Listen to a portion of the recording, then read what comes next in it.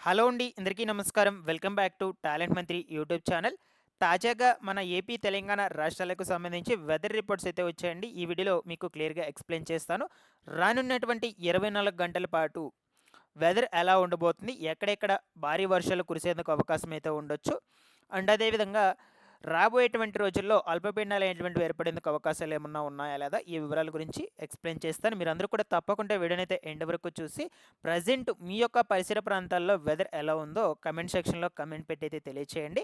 And అదే విధంగా first time గనుక ఎవరైనా ఛానెల్‌ని విజిట్ చేయడానికి వచ్చినటువంటి వాళ్ళు ఉన్నట్లయితే ఛానెల్‌ని సబ్స్క్రైబ్ చేసుకునేసి పక్కనే బెల్ ఐకాన్ అయితే ఒకటి ఉంటుంది. బెల్ ఐకాన్ క్లిక్ చేసి యాక్టివ్‌లో అయితే పెట్టుకోండి. ఛానెల్ నుంచి వచ్చేటువంటి లేటెస్ట్ ఇన్ఫర్మేషన్ మొత్తం కూడా మీరైతే పొందుతూ ఉండొచ్చు. లేట్ చేయకుండా టాపిక్‌లోకి గనుక వచ్చేసినట్లయితే మనకు 2 తెలుగు రాష్ట్రాల్లో గత 3, 4 రోజుల నుంచి కొన్ని జిల్లాల్లో ఓకేనా? అన్ని జిల్లాల్లో కాదు.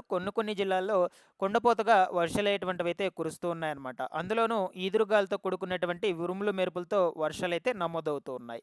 సో, మీకు ముఖ్యంగా తెలంగాణ రాష్ట్రంలో చూసుకుంటే ఎక్కడ చూసినా హైదరాబాదు నగరంలో వర్షాలనేటువంటివి ఎక్కువగానే నమోదవుతూ ఉన్నాయన్నమాట. ఓకేనా?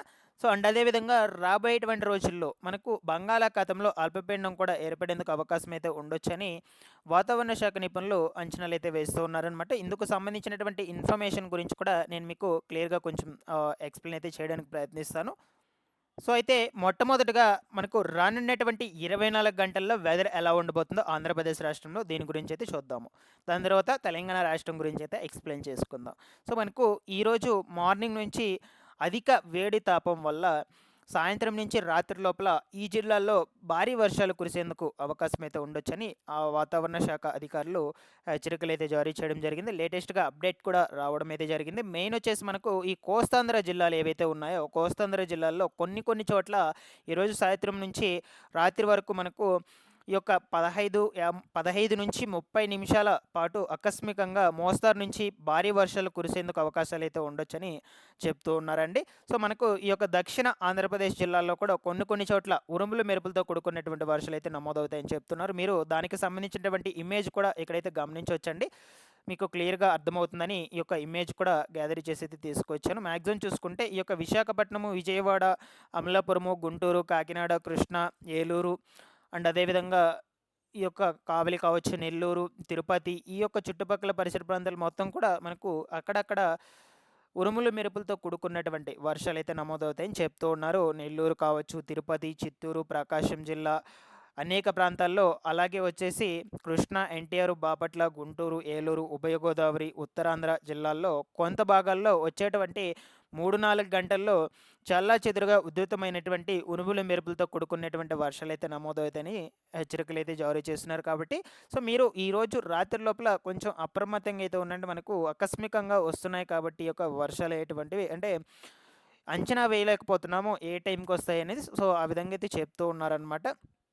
ఇక రేపటి రోజున మనకు వెదర్ ఎలా ఉంటుంది ఆంధ్రప్రదేశ్ రాష్ట్రంలో? ఎక్కడెక్కడ వర్షాలు పడేందుకు అవకాశాలైతే ఉండొచ్చు, ఎక్కడెక్కడ వర్షాలనేటువంటివి పడవు. ఆ వివరాల గురించి అయితే ఇప్పుడు మీకు క్లియర్ ఇన్ఫర్మేషన్‌తో అయితే అందజేస్తానండి. సో, మాక్సిమం మనకు రేపటి రోజు నుంచి 4 రోజుల పాటు ఆంధ్రప్రదేశ్ రాష్ట్రంలో ఈ దక్షిణ కోస్తాంధ్ర అండ్ అదేవిధంగా రాయలసీమ ప్రాంతాల్లో విస్తృతంగా పిడుగులతో కూడుకున్నటువంటి తేలికపాటి నుంచి మోస్తరు వర్షాలైతే కురిసేందుకు అవకాశం అయితే ఉన్నట్లు వాతావరణ శాఖ అధికారులు చెప్తూ ఉన్నారండి. అంతేకాని మనకు కుండపోతగా వర్షాలైతే కురవవు. అంటే కంటిన్యూగా కురుస్తూనే కూడా ఉండవన్నమాట. సో, అక్కడక్కడ ఒక మోస్తరు నుంచి కొంచెం భారీగా కురిసేందుకు అవకాశం అయితే ఉండొచ్చు. కొన్ని చోట్ల వచ్చేసి తేలికపాటి జల్లులతో కూడుకున్నటువంటి వర్షాలైతే వస్తాయన్నమాట. అది కూడా దక్షిణ కోస్తా అండ్ రాయలసీమ ప్రాంతాలకు మాత్రమే. ఓకేనా? సో, ఈ విధంగా అయితే ఉంటుంది. రానున్నటువంటి 4 రోజుల పాటు అల్పపీడనం అనేటువంటిది. ఇక అలాగే తెలంగాణ స్టేట్ గురించి అయితే చూద్దాం ఇప్పుడు మనము.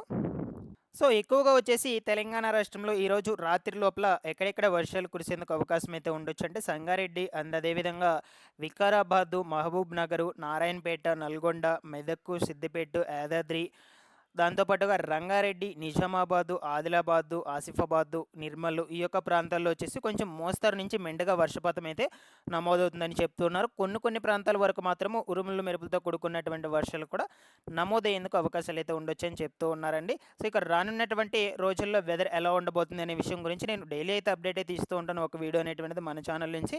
ఇక ఇవన్నీ ఇలా ఉండగా మనకు ఈ నెల ఓకేనా 25, 26, 27 తారీఖుల్లో బంగాళాఖాతంలో అల్పపీడన ద్రోణి అనేటువంటిది ఏర్పడబోతున్నట్లు వాతావరణ శాఖ అధికారులు తాజా ఇన్ఫర్మేషన్ అయితే రిలీజ్ చేయడం జరిగిందనమాట.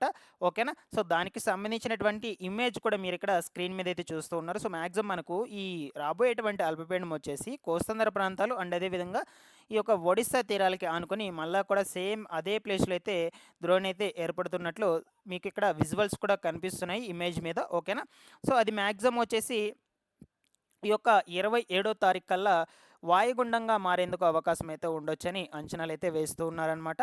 ఒడిశా తీరం వైపుగా కదిలేందుకు 60% అవకాశం అయితే ఉంటుందని చెప్తూ ఉన్నారు. ఒక 40% వచ్చేసి మనకు విశాఖపట్నం అండ్ అదేవిధంగా ఉత్తరాంధ్రప్రదేశ్ తీరం వైపు అయితే కదిలేందుకు అవకాశాలు అయితే ఉండొచ్చని అంచనాలు అయితే వేస్తూ ఉన్నారండి. సో ఇక రాబోయేటువంటి అల్పపీడన ప్రభావంతో మ్యాక్సిమం మనకు వచ్చే వర్షాలు అనేటువంటివి ఎక్కడెక్కడ నమోదయ్యేందుకు అవకాశాలు అయితే ఉండొచ్చు అంటే ఈ యొక్క విశాఖపట్నము, ఈ ఉత్తరాంధ్ర ప్రాంతాలు ఏవైతే ఉన్నాయో సో ఆ ఉత్తరాంధ్ర ప్రాంతాలన్నిటికీ సంబంధించి అయితే వర్షపాతం అయితే 40% వరకు మాత్రమే ఉంటుందని చెప్తూ ఉన్నారు. సో ఇక మ్యాక్సిమం ఈ యొక్క అల్పపీడనం వచ్చేసి ఒడిశా తీరాల వైపు అయితే కదులుతూ వెళ్తుందని చెప్తూ ఉన్నారు. ఓకేనా. సో ఇక రాబోయేటువంటి రోజుల్లో నేను ఇంకా క్లియర్ ఇన్ఫర్మేషన్ అనేటువంటిది అయితే అందజేస్తాను. ఈ ఈ యొక్క అల్పపీడనం వచ్చేసి మనకు 25, 26 తారీఖుల కల్లా ఆ బంగాళాఖాతంలో ఏర్పడేందుకు అవకాశాలు అయితే ఉండొచ్చు అనమాట. చూద్దాం ఏ విధమైనటువంటి అప్డేట్స్ అనేటువంటివి అయితే వస్తూ ఉంటాయి. సో మన ఛానల్ నుంచి అయితే ఎప్పటికప్పుడైతే ఇన్ఫార్మ్ అయితే చేస్తూ ఉంటాను. ప్రతి ఒక్కరు కూడా ఛానల్ని సబ్స్క్రైబ్ చేసుకునేసి పక్కనే ఉన్నటువంటి బెల్ ఐకాన్ని క్లిక్ చేసి ఆన్లో అయితే పెట్టుకోండి. Thanks for watching this one. Present